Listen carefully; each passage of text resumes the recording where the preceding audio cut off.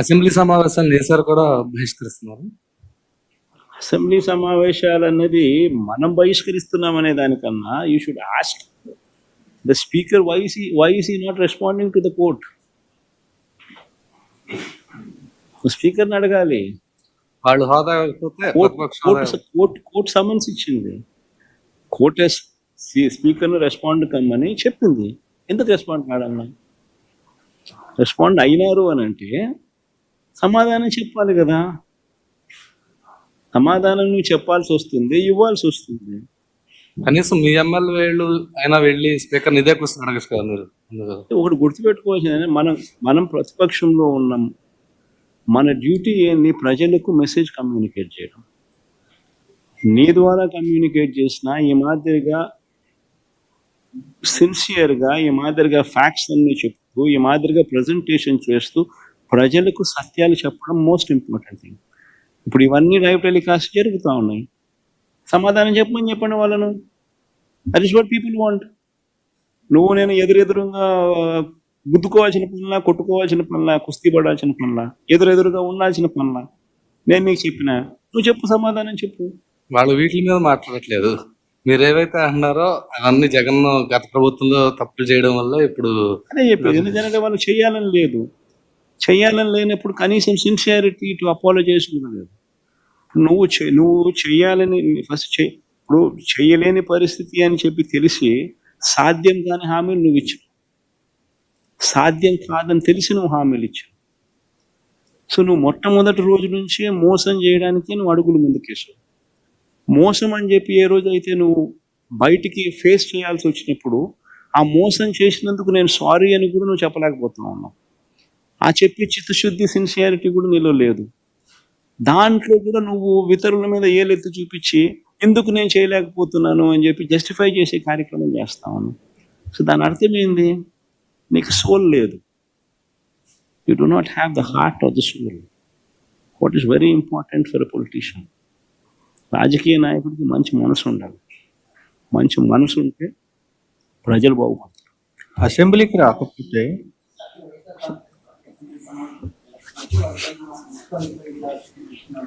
వాళ్ళు ఏమన్నా చేసుకుని నేను రెడీగానే ఉన్నా, బుద్ధి చేసుకోని చెప్పి ఏమవుతామని ఏం జరుగుతుంది.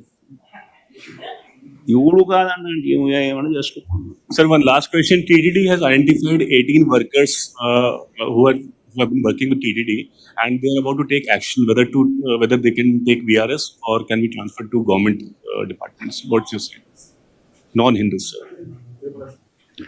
See, I do not know the details of these topics, Ashish. Basically, I don't know which department, where they're working, where they've gotten these numbers, who those people are, which department are they working.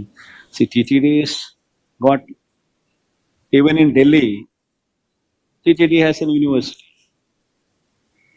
TTD it's not just limited to one temple here. It has got multi-organizations, multi-institutions. So we do not know where they are working, which period, how they have been recruited. If somebody has put an exam, and if those exams during those days, God knows when, what, who, what position, and somebody is qualified, somebody is taken an exam and then qualified and entered the post, he'll go to the court. These kind of things, I mean, offhand, you should not be asking me, I should not be speaking of these things. So, ప్రభుత్వం హామీల పైన చెప్పాల్సింది అలాంటి పేర్లు అంటే RTI assembly elected అంటే ఈ 5 years మీరు నెక్స్ట్ యాక్షన్ ప్రజల్లోకి వెళ్ళే ఆలోచన చేస్తారు. డిపార్ట్మెంట్ వీడ్స్ మీరు ఈ ఆధ్వర్యంలో జరుగుతుంది బా. ఇవన్నీ part and parcel of any political journey. ఇవన్నీ జరుగుతాయి. ఇవన్నీ అవతల మనిషి చెప్పేటి అబద్ధాలు, మోసాలు అని చెప్పి ప్రూవ్ అయ్యే కొద్దీ ప్రజలకు తోడుగా ఉండే కార్యక్రమాలు ప్రతిపక్ష పార్టీగా మేము చేస్తూ పోతాం. సో న్యాచురలీ అది టైం గడిచే కొద్దీ ఇటువంటి యాక్టివిటీస్ ఇంకా ఎక్కువ అవుతాం.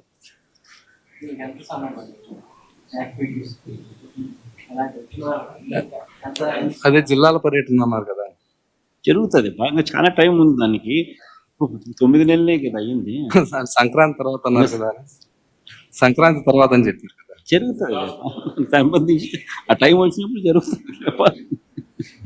ఆ టైం వచ్చినప్పుడు జరుగుతుంది. 89 నుంచి 94 వరకు ఆయన ప్రతిపక్షంలో ఉన్నారు.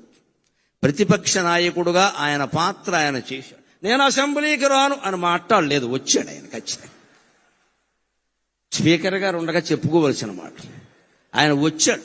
అంత మహానటుడు, అంత మహానాయకుడు ఓడిపోయిన దశలో కూడా అసెంబ్లీకి వచ్చాడు. ఆయన కర్తవ్యం ఆయన నిర్వర్తించి ఇటువంటి వాళ్ళందరినీ నడిపించాడు ఆయన శుభ్రంగా. ఆ దశలో కూడా ఆయన మనోధైర్యాన్ని కోల్పోలేదండి. అంతేకాదు ఆత్మాభిమానాన్ని కోల్పోలేదు, ఆంధ్రాభిమానం కూడా కోల్పోలేదు. 91లో పివి నరసింహారావు గారు నంద్యాలలో పోటీ చేస్తే తెలుగువాడు ప్రధానమంత్రి అవుతున్నాడు, మేం పోటీ పెట్టాం అన్నాడమ్మా అన్నాడమ్మా అన్నాడమ్మా అన్నాడమ్మా అన్నాడమ్మా. మరొక మొగాడు ఉన్నాడా, మరో మనిషి ఉన్నాడా? ఎంత స్వార్థం ఇవాళ రాజకీయాల్లో, ఎంత స్వార్థం. సానుభూతి చూపించవలసిన చోట కూడా పోటీలు పెట్టేస్తున్నారే. ఆయన శుభ్రంగా ఆయన నిలబడితే పివి నరసింహారావు గారి పరిస్థితి వేరుగా ఉండేది. చాలా కష్టం నెగ్గడం అది. అందులో సానుభూతి ఉంది ప్రజలకి, ఈయన పట్ల చాలా సానుభూతి ఉంది. ఈయన ఓడిపోయాడని ఏమవుతాడో తెలియదు, కానీ తెలుగువాడు ఇంతకాలానికి ప్రధానమంత్రి అవుతున్నాడు, నేను అడ్డుపడను, మా తెలుగుదేశం పార్టీ తరఫున పోటీ లేదు అని ప్రకటిస్తే నంద్యాలలో ఎప్పటికీ చెరిగిపోని మెజార్టీ వచ్చింది పివి నరసింహారావుకి. ఎన్టీ రామారావు దయ వల్ల వచ్చింది, ఎన్టీ రామారావు దయ వల్ల వచ్చింది. ఔదార్యం అంటే అది, ఔదార్యం అంటే అది. ఆయన సంచలనాలు చేశాడు, సరదాలు చేశాడు. సంచలనాలు చేశాడు, సరదాలు చేశాడు. రాజకీయాల్లో ఉండగా నిజంగా కార్టూనిస్టులందరికీ రోజు మ్యాటర్ దొరికింది అంటే ఎన్టీ రామారావు దయ్యానండి. ఏదో ఓ చలోక్తి విసిరేవాడు, ఏదో పని చేసేవాడు, అందులో ఆవేశమో ఆవేదనో ఏదో ఉండేది. దాని మీద వీళ్ళు జోక్ వేసుకునేవాళ్ళు. ఆయన దగ్గరికి వెళ్ళి ఎవరన్నా చూస్తే పోన్లేవయా వేసుకొని ఈ విధానికి వాడు బతుకుతాడు, లేకపోతే వాడు కార్టూన్ ఎవడో చూస్తాడనేవాడు తప్ప కక్షలు తీర్చుకునే, మీడియా మీద కక్ష తీర్చుకునే ప్రయత్నం రామారావు చేయలేదండి ఎప్పుడు కూడా. దాన్ని చాలా తేలిగ్గా, చాలా ఎన్ని కార్టూన్లు రామారావు గారి మీద వచ్చిన వ్యంగ్యమైన కార్టూన్లు మరి ఏ నాయకుడి మీద రాలేదండి. ఈనాడు శ్రీధర స్వతంత్రించి ఎంత సరదాగా వేసేవాడు, అవన్నీ సరదాగానే తీసుకున్నాడు ఆయన. అంతేకాదు ఇంకొక మాట చెప్పుకుని మనం సెలవు తీసుకుందాం. ఒక ప్రాంతీయ పార్టీ నాయకుడై ఉండి ఆంధ్రప్రదేశ్ అనే ఒకే ఒక రాష్ట్రానికి కొంతకాలం మాత్రమే ముఖ్యమంత్రిగా ఉండి నేషనల్ ఫ్రంట్ ఏర్పాటు చేసి కన్యాకుమారి నుంచి కాశ్మీర్ వరకు భారతదేశాన్ని ఏకం చేసి ప్రతిపక్షాల కూటమిని ఏర్పాటు చేసిన మహానుభావుడైన. సామాన్యమైన విషయం కాదు నేషనల్ ఫ్రంట్. పైగా ఇప్పుడు ప్రతిపక్షాలు కలుపుతున్న వాళ్ళు కూడా సాధించలేని విజయం ఆయన సాధించారు. అయ్యన్న పాత్రుడు గారికి నాకంటే బాగా తెలుసు ఈ విషయాలని. బీజేపీ కమ్యూనిస్టులు ఎప్పుడైనా కలుస్తారండి? అసలు సాధ్యమేనా అది? ఎవరైనా కలుస్తారు కానీ బీజేపీ కమ్యూనిస్టులు కలుస్తారా? ఉప్పు నిప్పులా ఉంటారు కదా, అటువంటి వాళ్ళందరినీ దేశం నాశనం అవుతోంది, మీరు కలవాలి, మీరు కలవాలి. ఇటు అద్వానీ వాజ్పేయిల్ని అటు కమ్యూనిస్టు నాయకుల్ని ఒప్పించి వీపీ సింగ్ ప్రభుత్వానికి మద్దతు సేకరించిన మహానుభావుడైన నిజం చెప్పాలంటే. అంటే ఎక్కడ ఇటువంటిది ఎవరు చేయగలుగుతారండి? లోపల నాకు పదవీకాంక్ష లేదు అన్నవాడు చేయగలుగుతాడు. నాకే కావాలి అంటే 30 మంది ఎంపీలను పెట్టి కూడా ప్రధానమంత్రులు అయిన వాళ్ళు ఉన్నారు. మనకు అనవసరం ఇప్పుడు చెప్పుకోవడం. కానీ ఆయనకి ఎంపీలు ఉన్నా సరే కాదు, అదొక నేషనల్ పార్టీ. వాళ్ళు అవనేంటి, మనం సహకారం చేద్దాం దానికే ఉంది అని సహకరించిన మహానుభావుడు.